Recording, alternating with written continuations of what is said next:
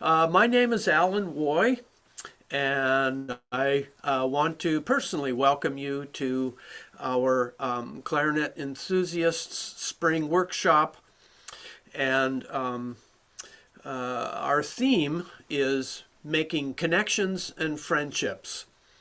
And when one of the first things I thought about with connections, I immediately thought of the clarinet, of course, and thought of connecting registers. And this led me to the idea of talking about the break. And I know that I'm not preaching to the choir. I know you all know the clarinet. You all know what the break is. You all know where the break is. I know this. I want to talk to you about the clarinet and what exactly is going on. The break is in the middle of the clarinet, and there's so much going on in the middle of the clarinet. We know that the break basically is going from A to B, but mechanically, what we're doing when we go A to B is we're adding the register key. Okay, and we all know that's this key right back here.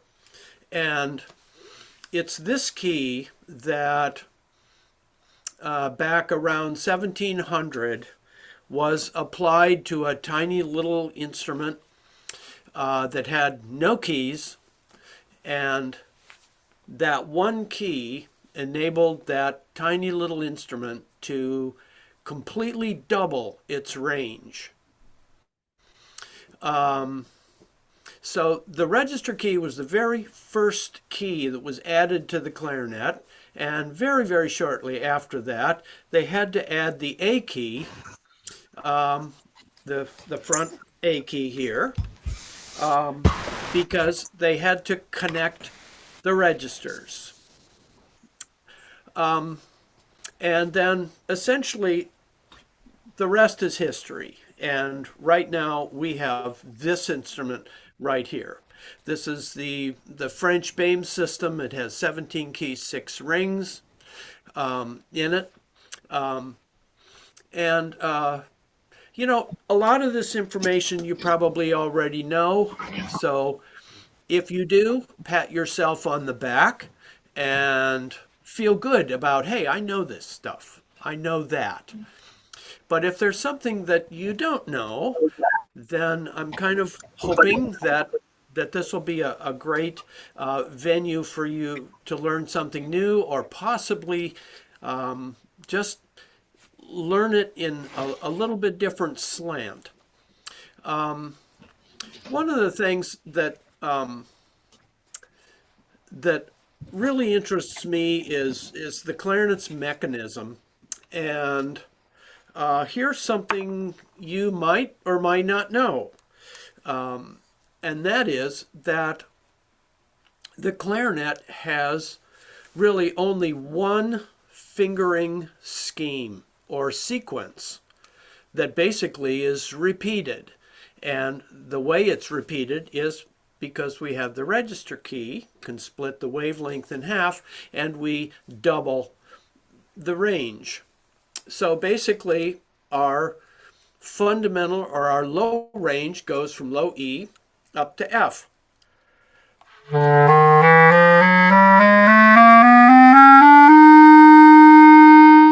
Okay, that fingering, if we add the register key and we start it over again, starts on B and goes up to high C.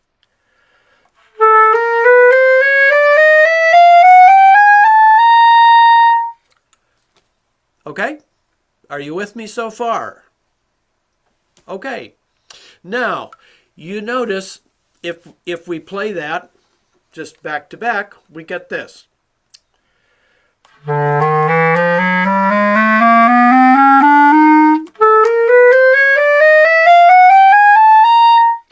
We have a huge gap between throat tone F and the long B. And these notes are called throat tones. And I'm sure you all know that. And one of the things about these throat notes, these throat tones, is they're all located in this tiny area. They're kind of a glom of notes. We've got very, very unusual shaped keys, and we have keys on top of keys. And these throat tones are so close together, all have tone holes of varying sizes, that they're compromised. They're not quite as good as the rest of the tone holes during, on the horn. So, what are some of these compromises? When we play over the break, what is it that we can kind of expect from the clarinet with these notes? Okay, one, they're usually awkward, especially the A key and the register key. Another thing, they don't respond, they don't project very well. They're kind of weak. They're short tube notes. They have only a tiny little bit of the tube of the clarinet to support their sound. The pitch of throat tones is very definitely compromised. So the notes below the throat tones are really very good. Low range clarinet notes are gorgeous. And the range immediately above the throat tones is often thought of as the prettiest range on the clarinet. And then in the middle, we have throat tones. And so we have to, they won't by themselves be as good as those notes. So we have to make them better. And we can do that by, number one, just playing them out, trying to make them as even, as full-bodied, with as much core, with as much beauty as the notes that surround them. So that's the very first thing to do with throat tones, is to really play them out. So if you want to play along with me, please do. If you want to just listen, please do that too. But let's just, what exactly are these throat tones? We know that there's the F. So I'm going to start with the F, since it's the highest low note. And I'm going to go up chromatically. And in the warm-up, he was using the side F sharp. Let's go up chromatically. So we'll do F, then we'll do that side F sharp, and then we'll do an open G, and then a side G sharp, and then an A, and then a B flat or an A sharp. Okay? Now, before we do that, the F sharp, no problem. We know how to finger that. The open G, good. Side G sharp, we use the side of our left index finger at the second knuckle. Okay? Now, the A key is the most unique key on the clarinet. There is not another key like it. Okay? So the thing that we want to do is we want to play the A key on the side of our first knuckle of our left index finger. Okay? We want to play it on the side. Most of the other keys, like the tone holes, we're actually playing it on the pad of our finger. We don't do that with the A key. The A key is on the side. We never lift the index finger to the A key, we roll to it. Okay? So that is the proper way of playing the A key. Okay, here we go. We're going to start on throat tone F. Make sure you're muted, by the way, and I think you all are. Yes, bravo. Here we go.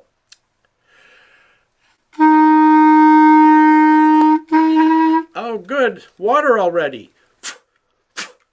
Water.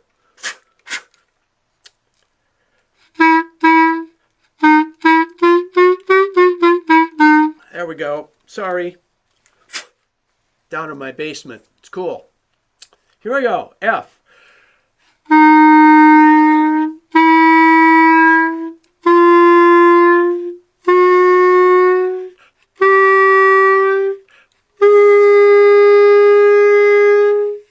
Okay?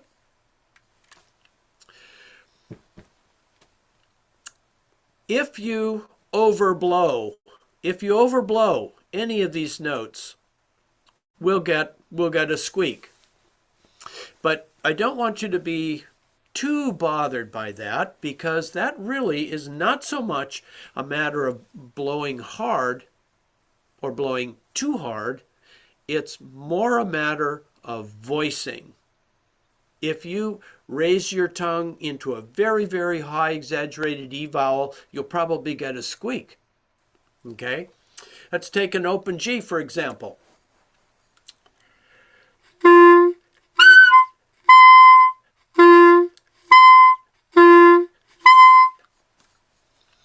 So there is a G, and I purposely squeaked it, but it's actually a very, very usable high D.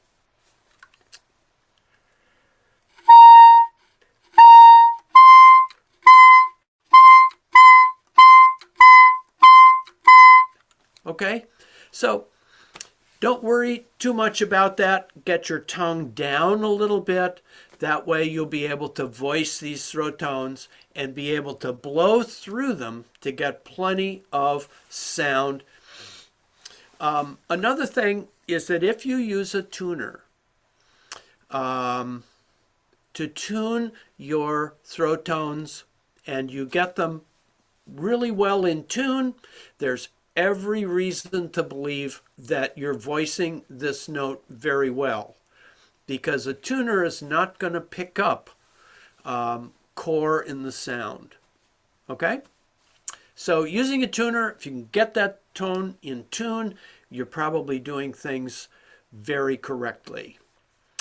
Okay. Now, let's do the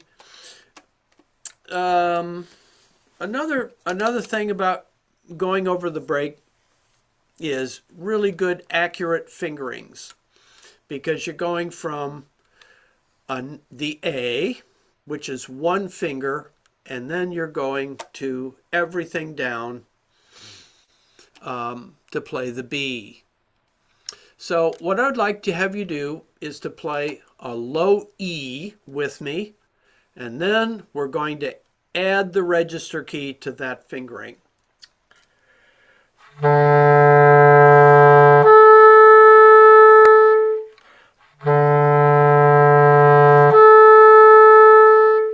Okay, let's do that a few times.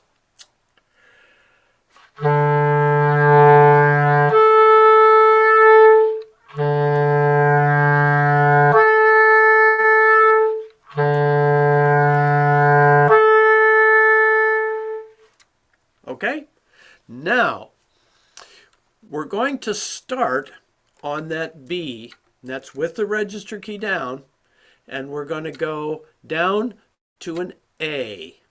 Okay, and this is going to force you. You're going to go from the A and lean and roll on the A key.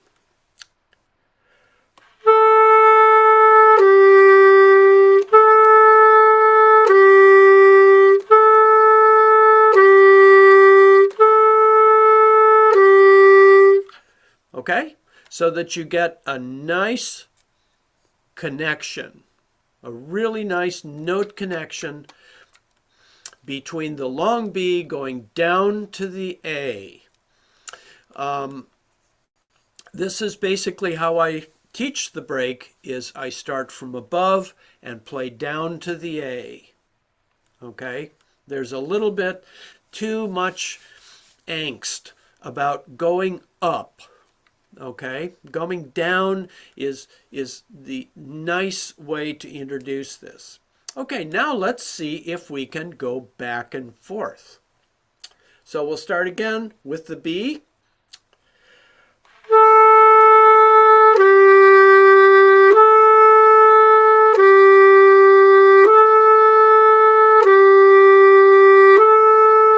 Okay, here we go, everyone.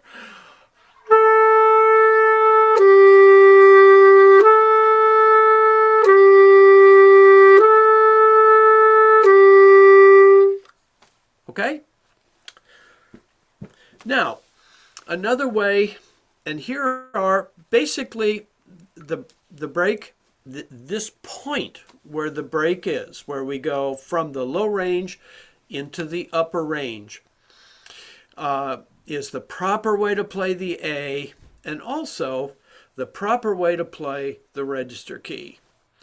And the proper way is to keep this thumb at a 1 o'clock position so that this thumb is pointing right up to 1 o'clock. And you're using the left corner of your thumb.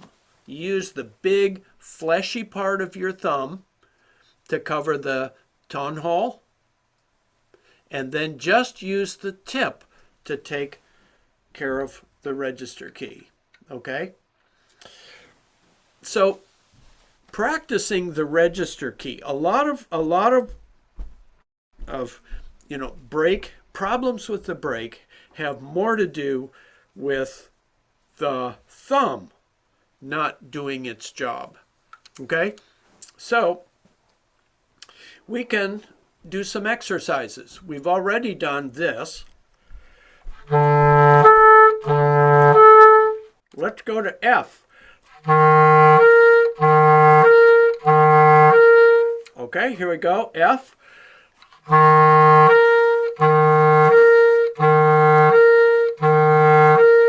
And let's go to G now.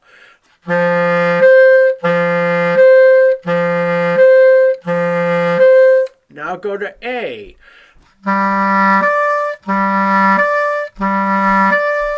To B. To C.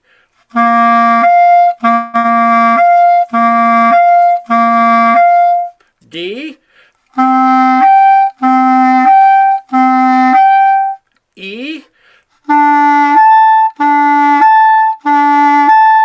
And C.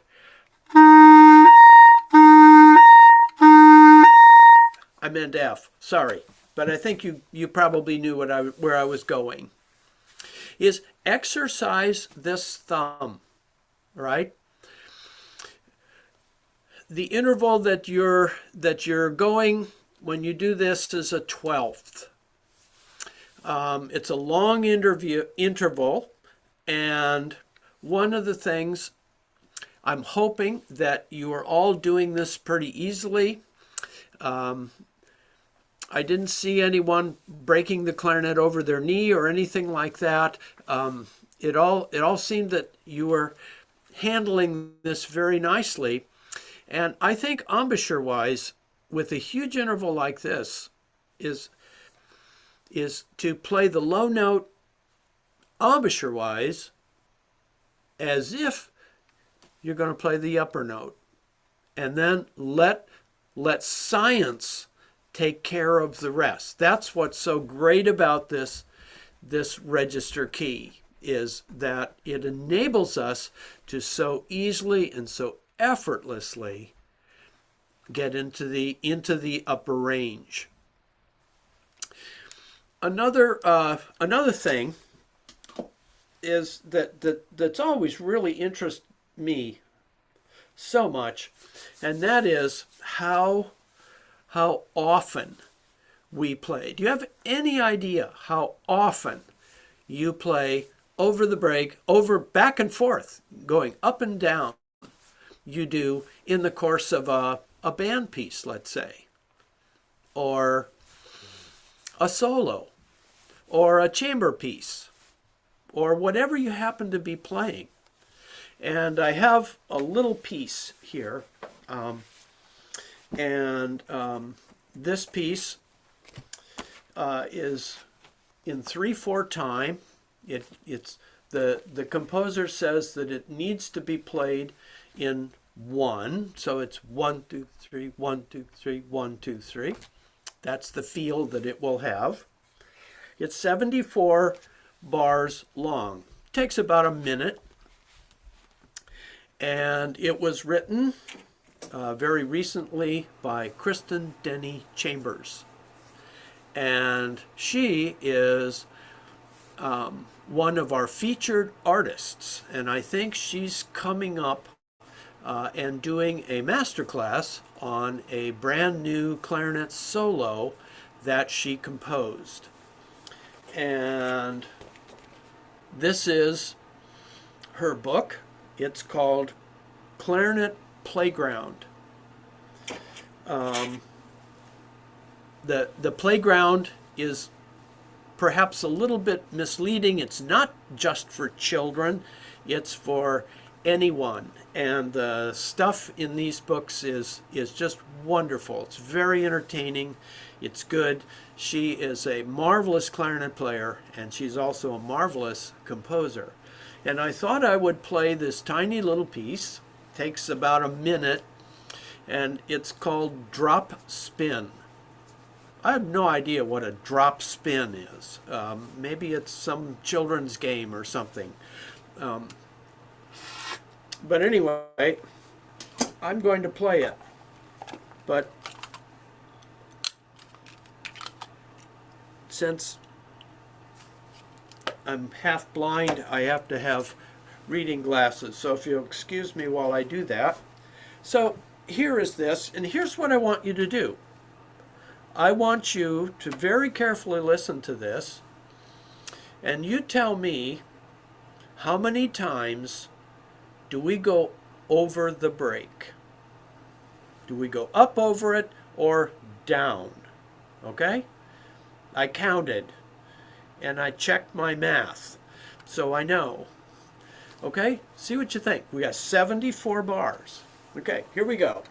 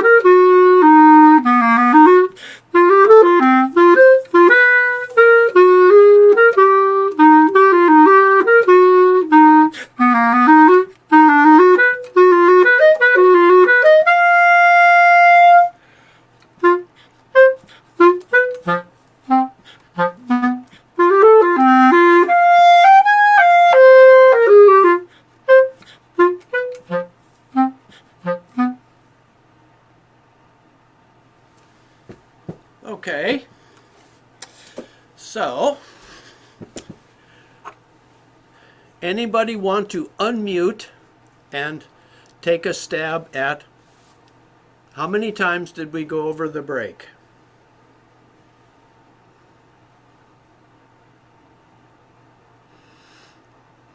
Oh, no brave souls. Okay, I'll take a shot. okay. I'm not looking at the music, and I can see your fingers, all of them. But I think at least 42 times.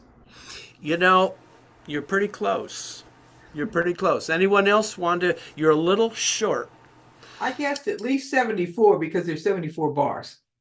Okay. All right. You a little high. Okay. 59 times. So 59 times during the course of this piece, 74 bars, we needed that register key. Okay? We either need to add it or we needed to release it. Okay? And that's how important this key is. All right? And so what I would suggest is that you exercise the register key. And there are so many ways that you can exercise it. By the way, there are really only 3 ways that you can cross the break. One way is by half step. And we did that in the warm-up this morning. I loved that warm-up. It was great. By half step, so we can go from B flat to B.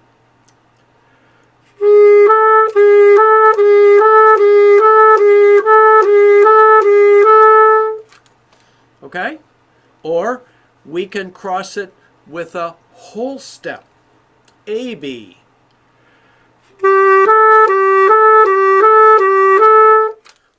Or we can cross it by leap.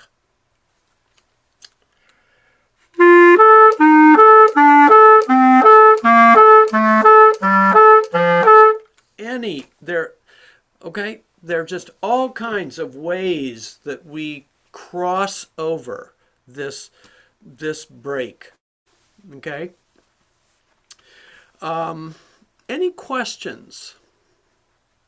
Anybody have any questions? Do you have any tips for how to make the break smoother? When you're like doing a run and you... Okay. Thank you. Thank you for that question. That's a good one. How to make it smoother? There are the biggest way. I mean, there's a tone element and there's a technical element. One, the tone of the of whatever note precedes going over the break and goes to a note over the break needs to balance. Okay. Now, if you're doing a scale, you mentioned scales, okay, or a run.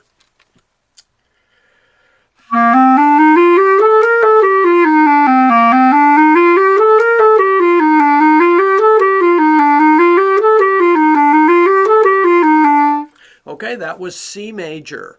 And basically, I'm taking all my throat tones and I am making them as much as I can. Since I'm going up, I'm making them as much as I can about the notes I'm going up to, which would be clarion notes. Okay? The other thing that you can do to make things smoother is rhythm. Keep your runs even as far as note length is concerned, okay? And that's not an easy thing to do with throat tones because they're so awkward, okay? Playing, the lateral motion if you're doing a G sharp, say a chromatic scale. Oh, geez.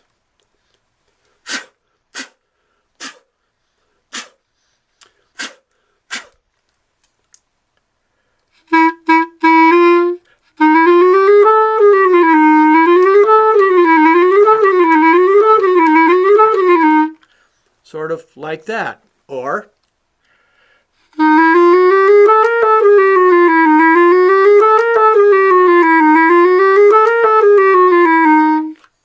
okay, chromatically, keep your notes even and keep even rhythmically and also keep the tone balanced. If you're playing down, you want to make the note right before going down match the note you're going down to, or vice versa, the note you're going up to. Any other questions? By the way, did I answer your question? Yeah? Okay. All right, good. Quick question. Yes. I see you're playing a plateau clarinet. Does that make it easier to cover the holes quickly? It does when you have arthritis. I mean, as far as the break is concerned, because a lot of times it's getting your fingers down and now. No. It doesn't. This is a reality of mine. I have arthritis. We were kicking ages around, 90 and 80 and stuff.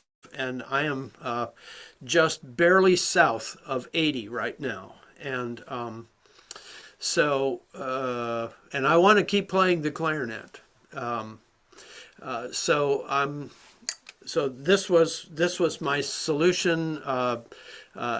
Loaf and Pfeiffer did this retrofit for me, and they're in Copenhagen, and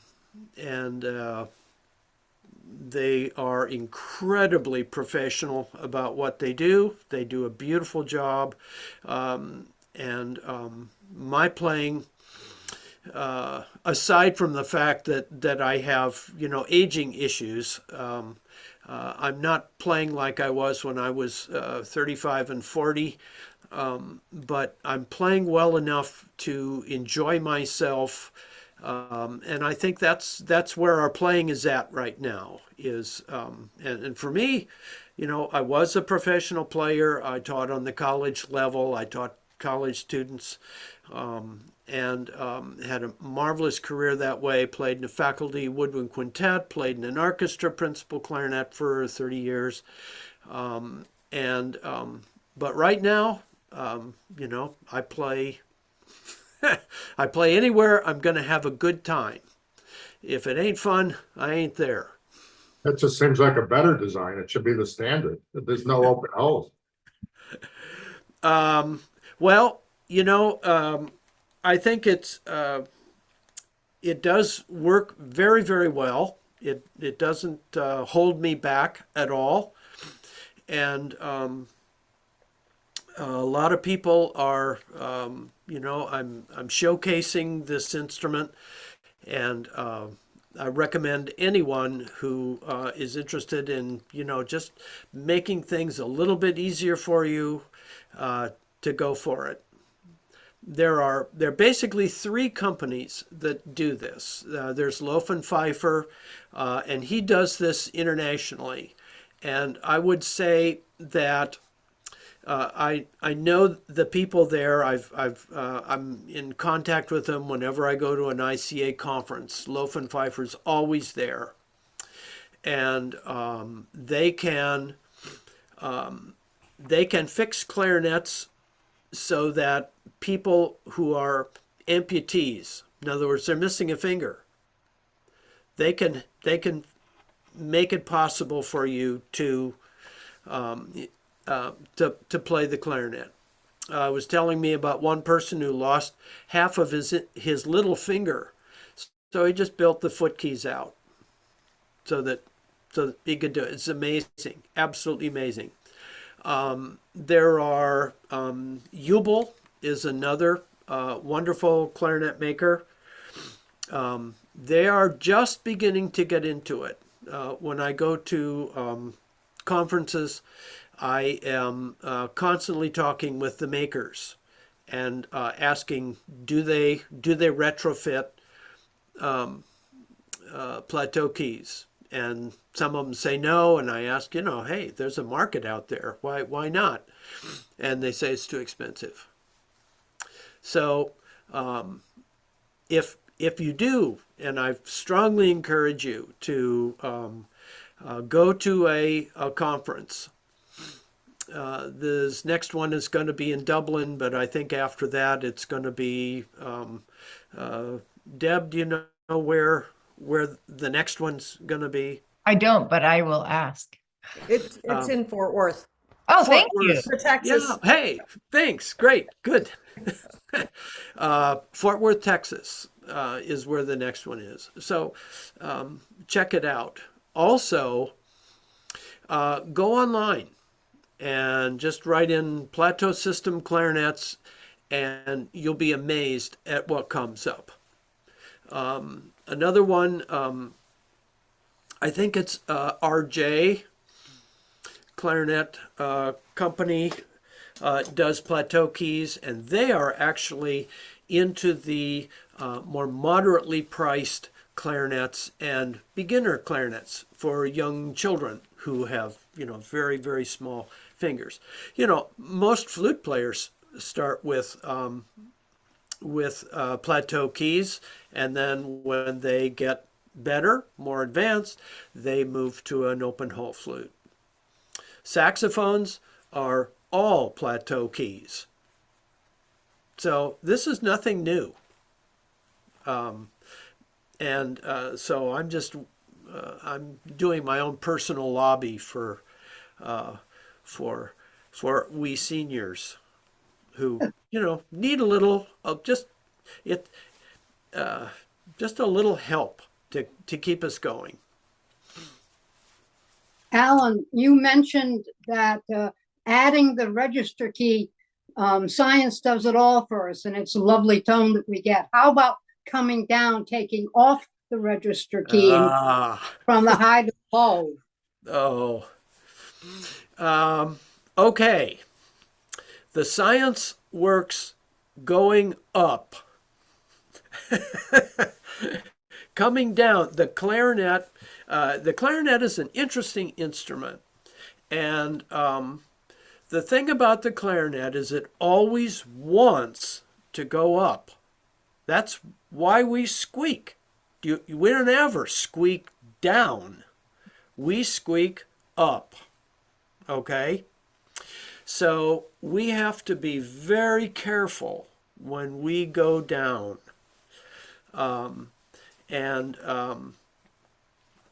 There, a little bit of embouchure adjustment. Exactly, you're nodding your head, and so we have to do it that way. But going up is a dream. Coming down within a range, within a register, is going to work fine. Coming down through the break, that's where we're going to get a little dog bite in the ankle. Yeah, so I got to be careful coming down. But if you're within a register, within a range, your down slurring should be fine. And I think we are out of time. So thank you all so much for coming. It's been a pleasure being with you this past hour. Thank you, Al.